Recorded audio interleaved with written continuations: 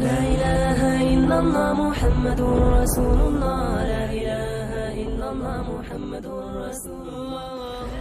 ज़माने भर में ये कायदा है कि जिसका खाना उसी का गाना।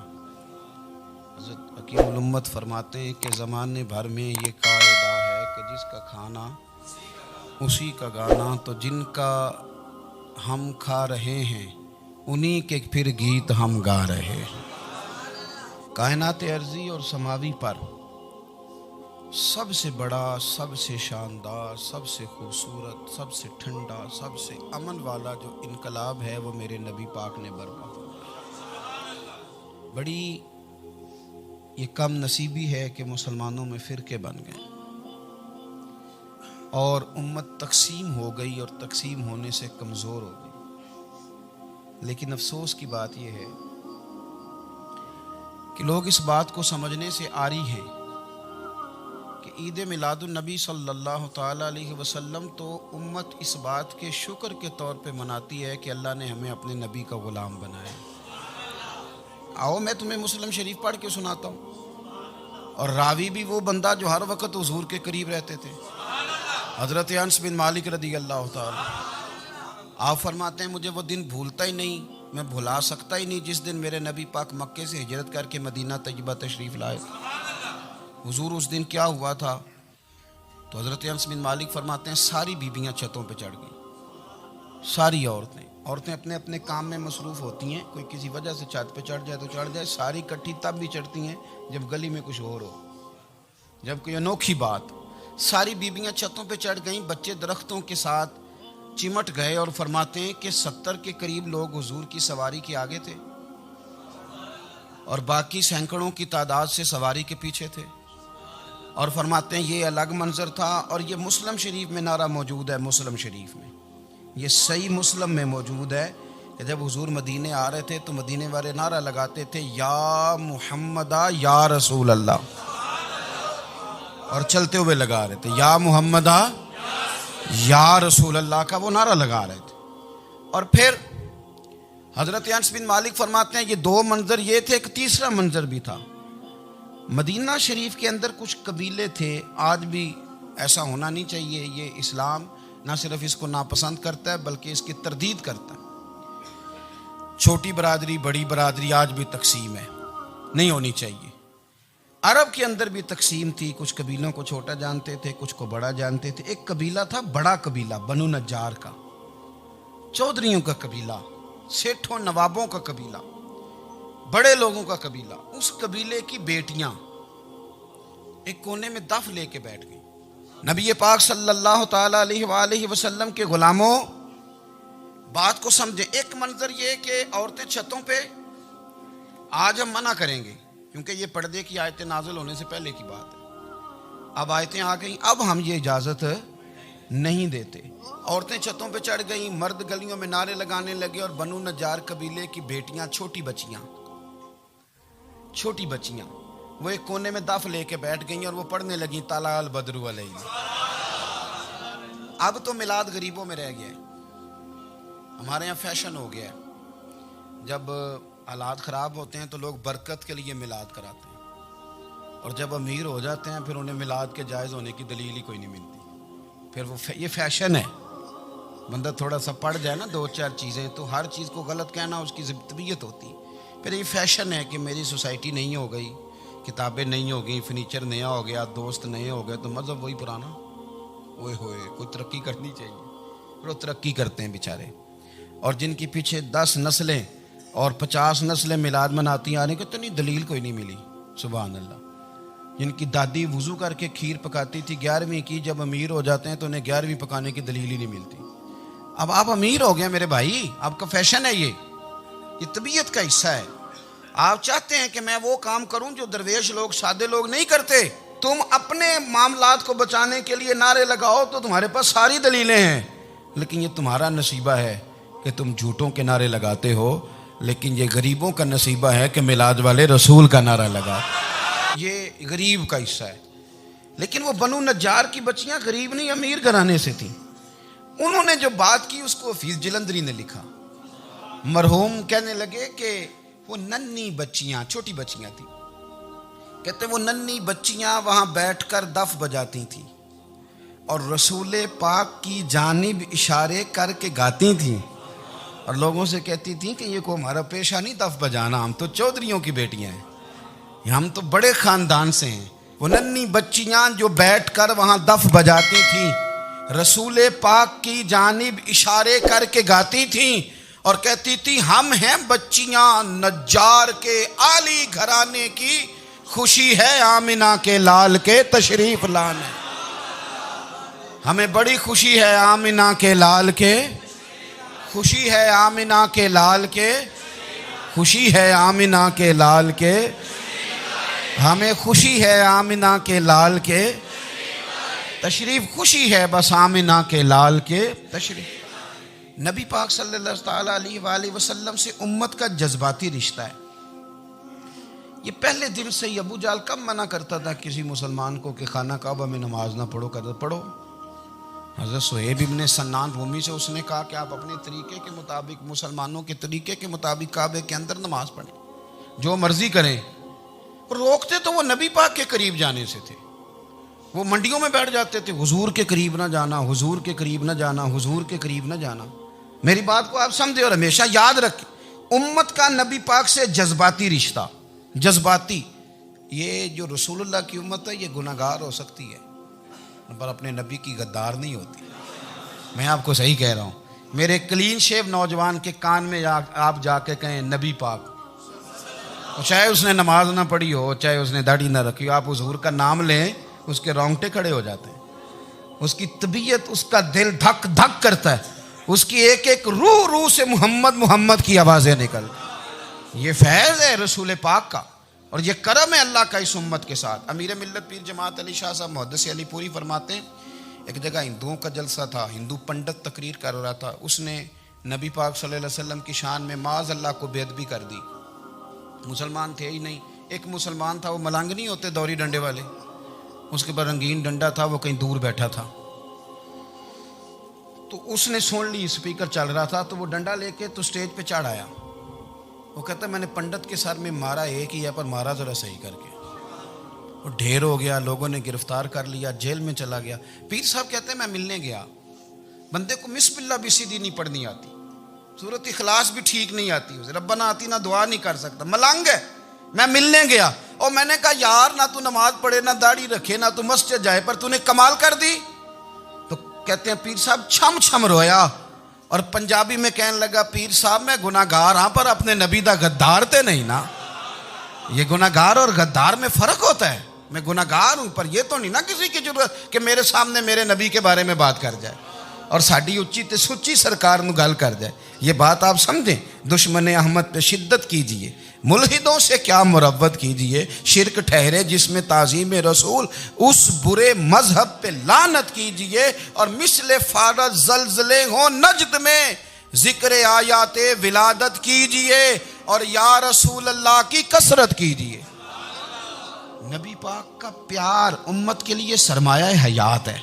रसूल पाक के साथ उम्मत का वालेहाना रिश्ता है। नबी पाक के साथ वाले हजरत खुबैब को गिरफ्तार कर लिया मक्के वालों ने। उस वक़्त गुर्बत थी इस्लाम पर। मक्के में सारे लोग इकट्ठे हो गए और चौक में फांसी देने लगे हजरत खुबैब को। कहना आसान है, करना बड़ा मुश्किल है। बंदा जेल में उलझ जाए तो मैंने बड़े बड़े सियाने लोग माफ़ियाँ मांगते देखे, बड़े बड़े लोग कहते देखे हैं कि ये काम बड़ा। कैदे तन्हाई बजाते खुद एक मुसीबत है। आपको अकेला रहना पड़ जाए ना, ये लॉकडाउन हुआ है तो लोग नफसियाती मरीज बन गए। अकेले रहना, तन्हा रहना कुछ छोटा काम है।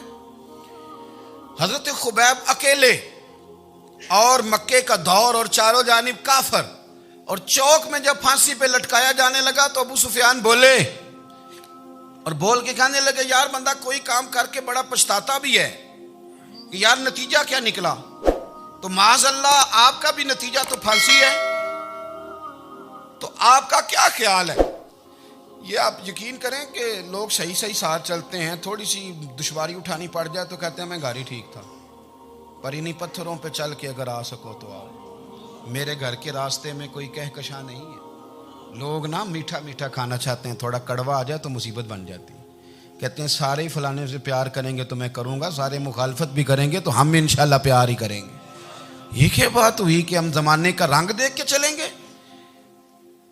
अब बाद लोग पछता रहे होते हैं। हजरत खुबैब से कहा, अबू सुफियान ने अभी कलमा नहीं पढ़ते थे, कहने लगे तू इस वक्त फांसी पर लटक रहा है और तेरे नबी मदीने में और आराम में, और उनके सहाबा आराम में, अहले बैत घर में। तेरे ज़हन में अगर इस वक्त ये बात हो कि इस वक्त तेरी जगह पे वो होते, माज़ अल्लाह, तो फिर क्या होता? मजमा गैरों का, इलाका गैरों का। ये टाइम आया था अब नारा रिसालत लगाने का। अब टाइम आया हजरत खुबैब ने नारा रिसालत लगाना है, पर लगाना किस तरह है कि काफिर याद रखें। हजरत खुबैब से कहने लगे अगर तेरी जगह हुजूर होते तो फिर तेरा क्या ख्याल है, माज़ अल्लाह। तो हजरत खुबैब कहने लगे तुम अभी भी नहीं समझे? ठीक है, मैं मक्के में अकेला हूँ, सारे लोग मदीने में हैं, पर मैं पछता नहीं रहा, मैं तो फख्र कर रहा हूँ। मैं फख्र कर रहा हूँ इसलिए कि चोरी करके जान नहीं दे रहा, मदीने वाले की इज्जत पे जान दे रहा हूँ। मैं फख्र कर रहा हूँ। फरमाया सुन, तू कहता है तेरी जगह हुजूर होते और तुम उन्हें यहाँ माज़ अल्लाह फांसी पे लटकाते। फरमाया सुन, मैं तो ये भी पसंद नहीं करता कि मैं घर में बैठा हूँ और मेरे नबी को हल्का सा कांटा भी चुभ जाए। हमारा अपने नबी से मोहब्बत का रिश्ता है, एक कांटा भी हुजूर के कदम मुबारक में चुभे हमें बर्दाश्त। मजमा उनका था, नारे लग रहे थे, हमने मुसलमान पकड़ लिया, लेकिन हजरत खुबैब ने अकेले, अल्लाह करे आपको मेरी बात की समझ आए, अल्लाह करे आपको समझ आए, अकेले जब फांसी के तख्ते के करीब नारा लगाया ना कि मैं तो कांटा भी नहीं चुभने दूंगा अपने नबी को, अब सारे हार गए। अब उस एक जुमले ने ना इनको शिकस्त खुर्दा कर दिया। अब बोल कुछ नहीं सकते थे, गर्दनें झुक गई। और जब सन्नाटा छाया तो अबू सुफियान साथ वाले से कहने लगा बाकी सारी बातें अपनी जगह पर हैं, पर असहाबे मोहम्मद से प्यार तो बड़ा ही करते हैं ना। और वो कच्चा रंग ललारी वाला जेड़ा चढ़दा ते लैंदा रहिंदा, ए इश्क तेरे दा रंग मुहम्मद चढ़ जाए फेर नहीं लैंदा। कहा यार प्यार तो ये करते हैं ना, इसमें कुछ शक वाली बात। इस प्यार से काफिर डरता है। नबी पाक के साथ जज्बाती वाबस्तगी, हुजूर के साथ गुलामों का जज्बाती रिश्ता, और नबी पाक सल्लल्लाहु ताला अलैहि वसल्लम की आमद पर तशक्कुर के जज्बात।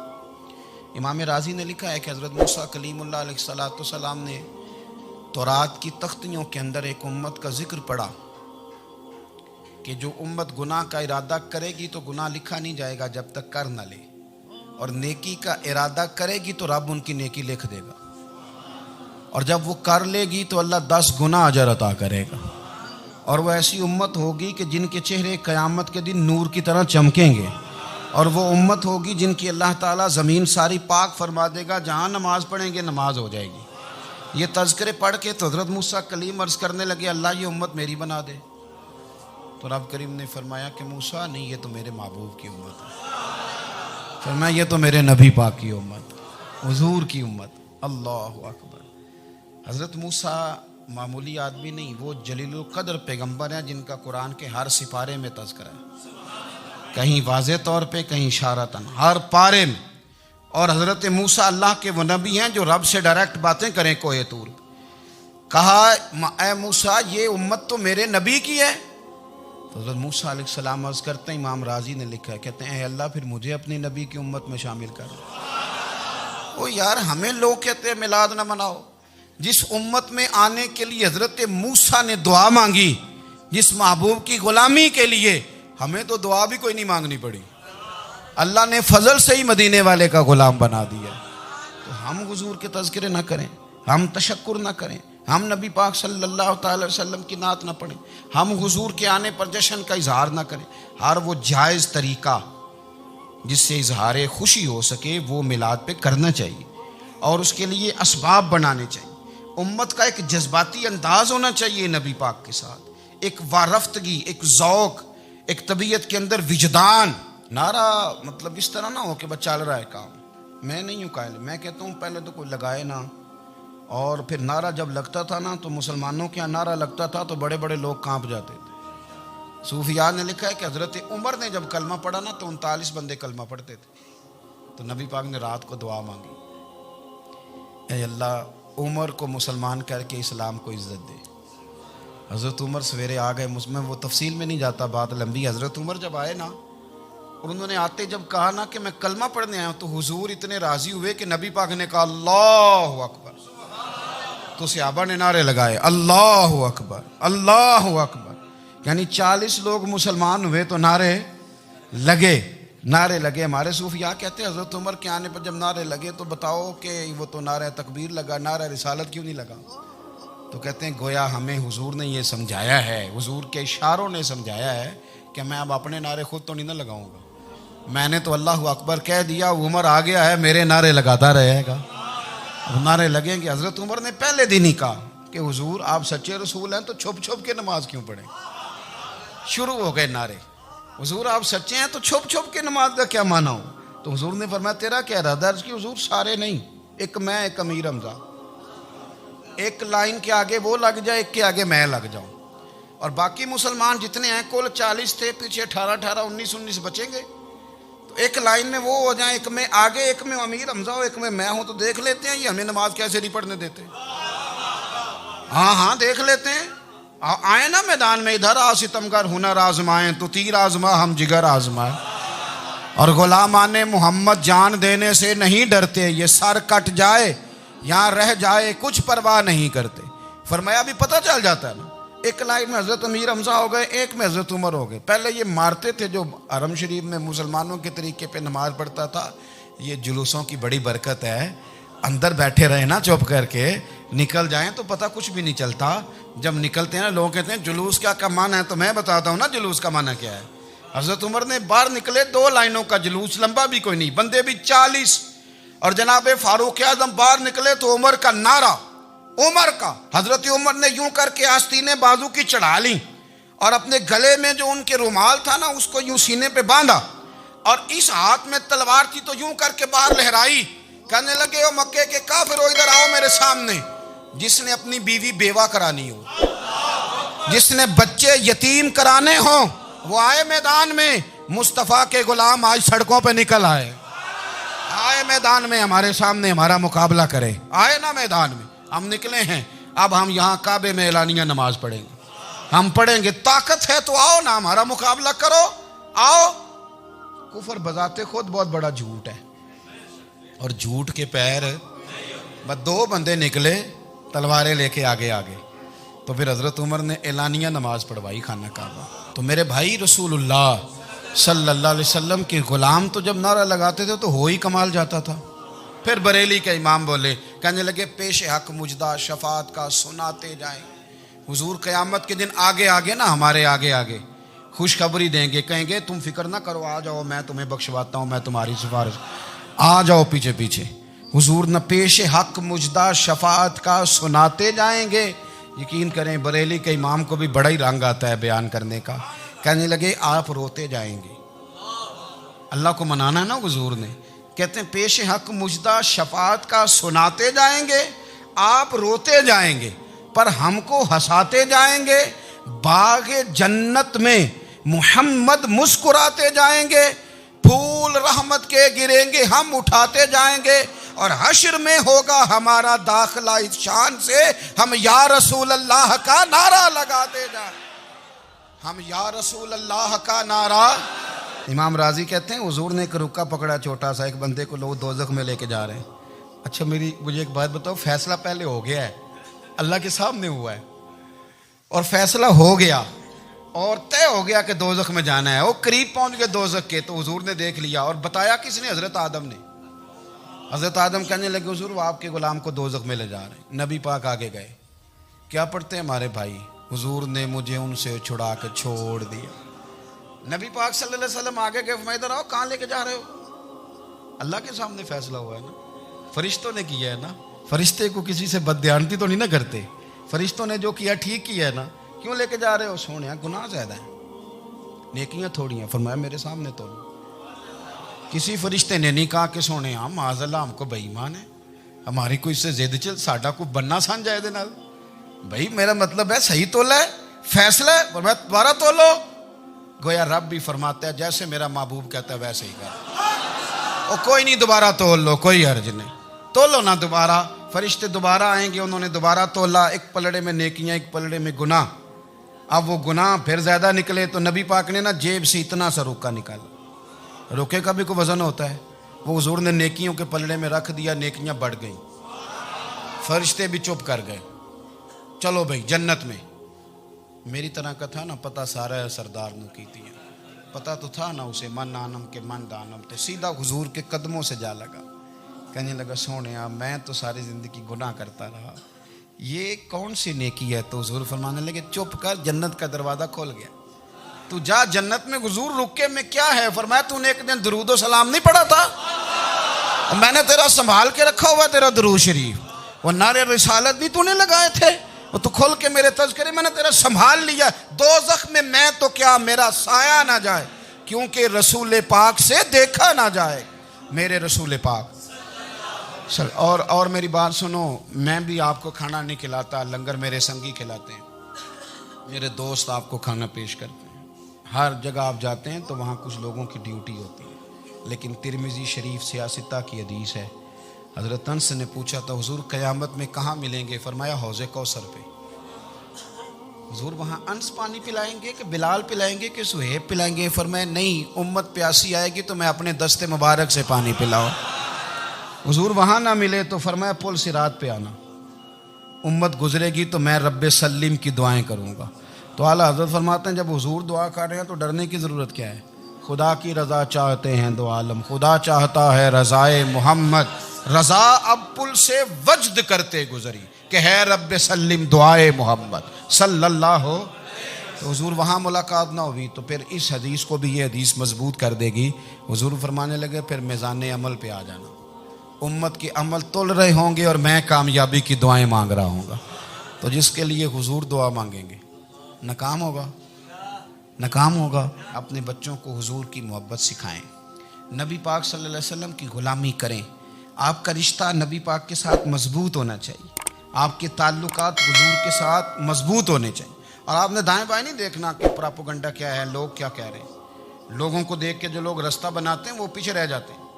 आपने ये देखना है कि मेरा हुजूर से निस्बत का ताल्लुक मजबूत है, कोई किधर जा रहा है इससे हमें कोई ताल्लुक। इस वक्त आलमी हालात क्या हैं, कौमी हालात क्या हैं, मुआशी हालात क्या हैं, जर्नलिस्ट क्या कह रहे हैं फलाने के, हमें इससे गरज नहीं है। हमें तो इतना पता है कि हमने अपने नबी को राज़ी करना है। तो इसलिए खूबसूरत महाफिल का जिक्र करें, खूबसूरत दुरूद शरीफ पढ़ें।